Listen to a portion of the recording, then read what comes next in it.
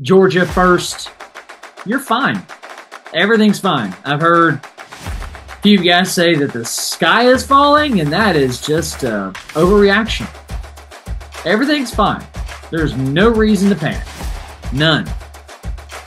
What made Nick Saban so great was not his climb to the top. It was his ability to stay at the top.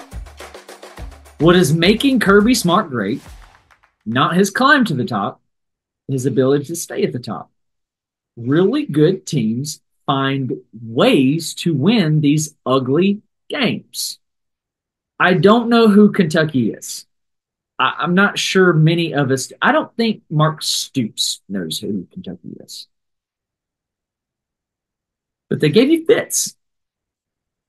That's probably the most Carson Beck has been pressured in his time at Georgia. They were never able to actually get home on him, but he got pressured quite a bit. There's a couple times, if I remember right, where Georgia shot themselves in the foot. There was a fumble that you recovered, I believe, on a bobbled snap just to Beck. Etienne recovers. Etienne, whatever. So there's just no reason to panic here. It is a long season, and it's still really early in the season. And what's really good for you, Georgia, is you get a bye week before you play Bama. Bama's a whole nother conversation. We're not going to get in that. Not today, not today's episode.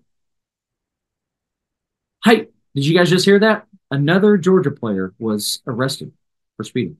Ha! Brock Vandagriff, 14 for 27, 114 yards, no scores, no picks. He was better. Those are not good numbers. But man, he was better than what he did against South Carolina. Boy, he looked lost. He was better. Maybe his head was on this game. I don't really think that's the case. Sometimes it's just the day of the week. It's just the timing. It's just what's in the air. Every game is different. Every single game is different. We've said it 100,000 times. We don't believe in transitive property. One thing doesn't move over to the next. This is not a video game. Maybe Georgia was sleepwalking. Maybe not. I do know this. They didn't really rotate at the defensive line. There was a major drop-off from their top three. I forget what the numbers were. Like your top three dudes had like 50 snaps, and anything after that was 16 or 17. Thank you, Josh Pate. I do know that. I noticed that during game time. Like, man, they're just these dudes are waxed. They're thin. They just don't have it right now because they pulled over on the side of the road.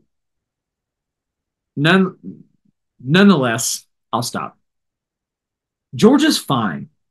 Georgia's fine. You're going to see a really good Georgia team, squad, football team play well against Bama. It's what's going to happen. It's what's going to happen. Georgia's going to want it. Bama's going to want it. It's going to be two heavyweights taking swings at one another. Georgia, everything is fine. Kentucky, I'm not so sure everything is fine. Not so sure everything is fine.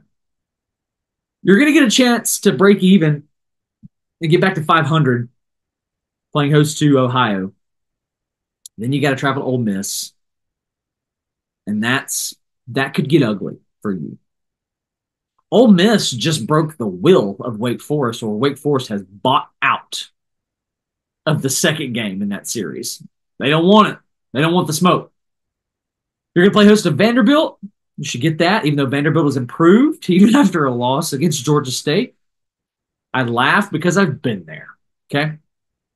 You're going to play at Florida.